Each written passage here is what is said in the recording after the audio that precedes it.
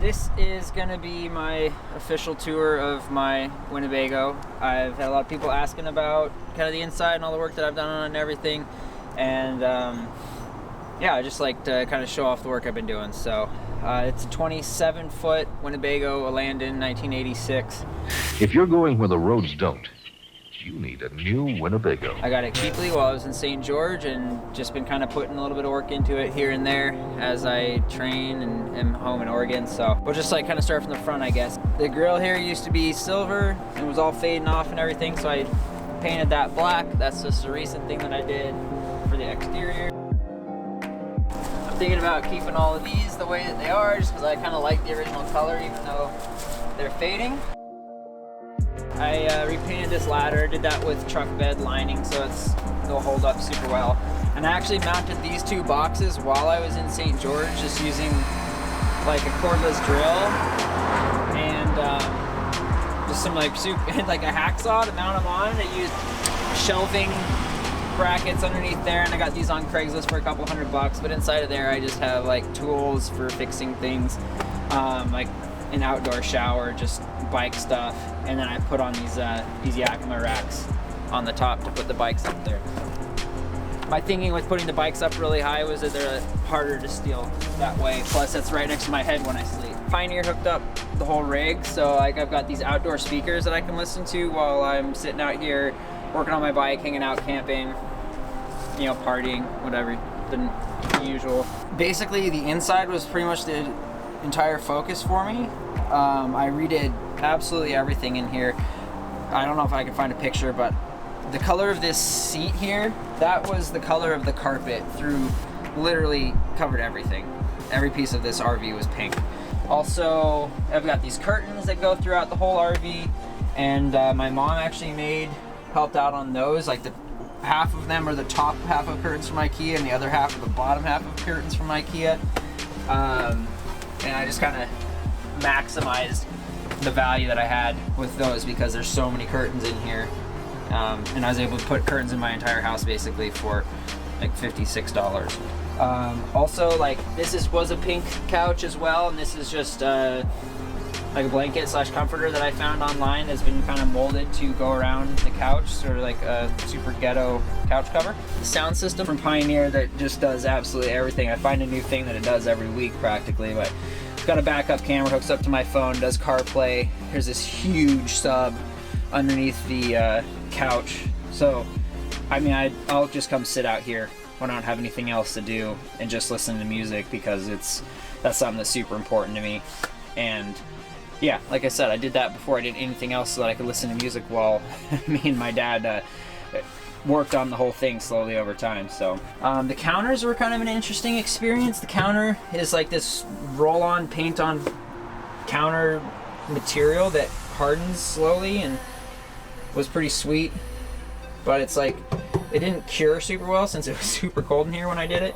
Faucets, just got these online. This is actually a house faucet and was a massive pain to put in because house water systems and RV water systems are not the same thing, and me and my dad spent probably an hour and a half at Home Depot with all these different connectors and adapters trying to make that work. Up here, just like things for storing stuff, got my manual espresso machine, you know, for roughing it and everything, and just kind of like, I'll have cereal and stuff up there.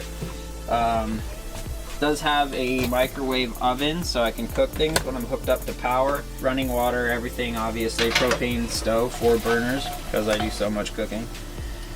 But just like, I don't know, tons and tons of storage. All of the cabinets and stuff, like my family helped pitch in on painting those. That was my birthday present, is we took all the cabinet doors off, and even my grandma and my sister and everybody came out and we got all these things painted. I didn't paint the insides though, or the backs of them, just because this is for me, and the outside looks great and the inside is almost a reminder of how it used to look, and I'm not really concerned about it. This is one of the cooler things that I did. I built this out of like piping and just, I mean, I kind of piecemealed every single piece of this and wired it into the whole RV, and it's got this really cool like Edison bulb, which is 12 volt. So I tried to set up as much stuff as I could 12 volt, like this power charger. that I haven't gotten a chance to sink into the wall. It's gonna have to wait until next work period. But so I can charge phones, GoPros, cameras, everything, and I don't have to be plugged physically into power or have the generator running. It just goes off the batteries, which is really cool. This is basically, I mean, for a lot of people, like a full-size fridge. It's huge by RV standards. It's got a freezer and everything, so I can keep all of my drinks and food. I don't have to be super cheap when I go to the grocery store and go 10 times a week. I can actually make a couple big trips and bring it back. Here is all this wood gray wall that I was talking about. The same thing that's on the front of the couch.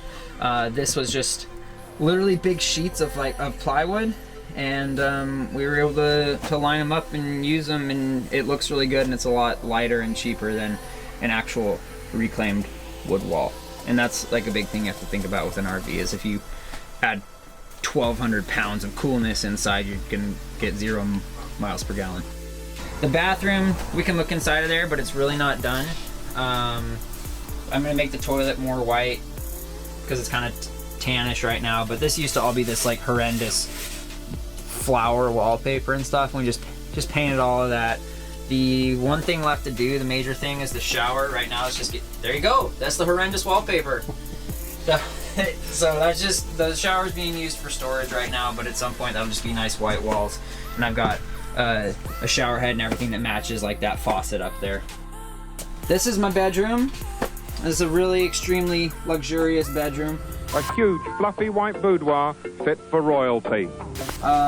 It's full queen size bed. I've got this really cool mattress topper on it, so this bed is like more comfortable than most beds I've ever slept in.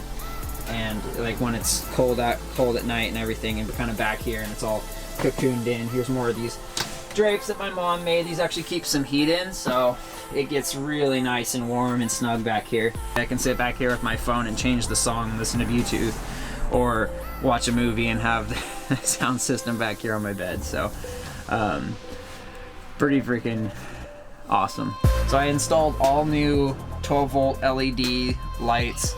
These are like these little puck lights that you can get online, or just, I mean, anywhere. And I had to actually do the whole ceiling in here. I had to pull the ceiling panel out because it had gotten a little bit wet. I put that in, put in the fan, put in these little puck lights, and I have them up